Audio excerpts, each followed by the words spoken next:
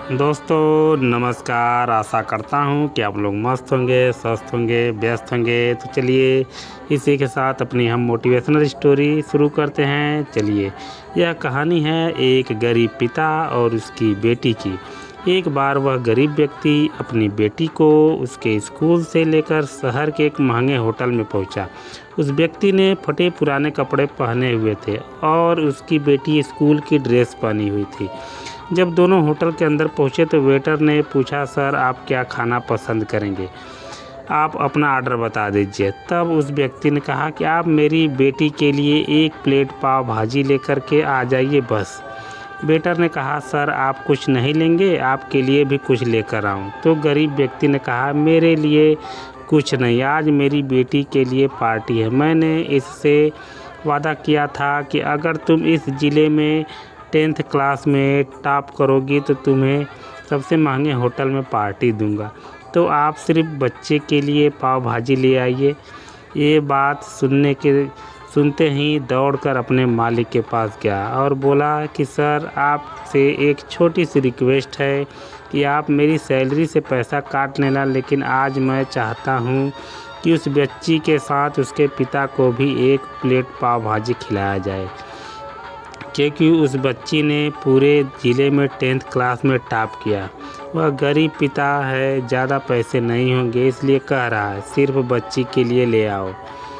Hotel के मालिक ने जब यह बात सुनी तो मुस्कुराते हुए बोला, तुम उसके पिता के लिए भी पाव भाजी लेकर जाओ, उसके लिए भी लेकर जाओ, पैसे मत लेना। 4-5 पाव भाजी पैक करवा कर ले आओ और 2-3 किलो मिठाई भी लेकर आओ और उनसे कहना ये पार्टी होटल की तरफ से, आप ये मिठाई ले जाइए और जश्न मनाइए। जब वेटर ने 2 प्लेट पाव भाजी लेकर गया तो वह व्यक्ति चौंक गया और बोला, मैं तो एक ही मंगाई थी, मेरे पास पैसे नहीं है। वेटर बोला, अरे सर शर्मिंदा मत कीजिए, ये पार्टी होटल की तरफ से है, आपकी बेटी हमारी बेटी ने टॉप किया है, ये मिठाई लेकर जाइए और जश्न मनाइए। पिता और बेटी खुश हो गए और चले गए। कई साल बीत गए। उस गरीब पिता की लड़की अब यूपीएससी की तैयारी करके कलेक्टर बन चुकी थी और इत्तेफाक से उसी शहर में उसकी पोस्टिंग हुई थी। उस लड़की ने उस होटल में सूचना पहुंचा दी कि मैं उस होटल में लंच करने के लिए आ रही हूं। होटल के मालिक ने जब यह बात सुना तो होटल को पूरी तरह से सजवा दिया। गांव में यह बात पूरी तरह से फैल गई और कस्बे के सभी लोग उन्हें देखने के लिए आने लगे।